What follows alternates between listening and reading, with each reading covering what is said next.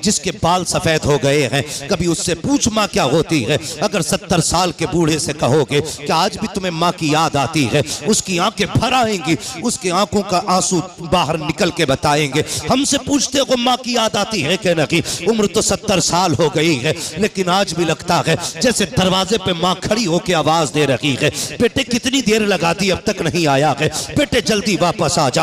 आज तुम रात को 2 बजे चल के आते हो, माँ कहती है अब तक कहाँ थे, तो कहते हो चुप हो जा, तेरी आवाज से तकलीफ होती है। ओ खुदा के बंदे, इस आवाज को अजाब ना समझना। अगर ये उठ के दुनिया से चले गए, कल ये चारपाई तो होगी, लेकिन आवाज देने वाली माँ नहीं होगी, बिस्तर तो होगा, टोकने वाला बाप नहीं होगा। आज जब रात को 3 बजे आते हो तो कहते हो क्यों टोका करती है, हम भी समझदार हैं। और नादान वो ये नहीं कहती है कि तू ना समझ है, यार वो माँ है, तेरे बगैर सुकून नहीं आता है, जब तक तू बाहर रहता है माँ को करार नहीं आता है।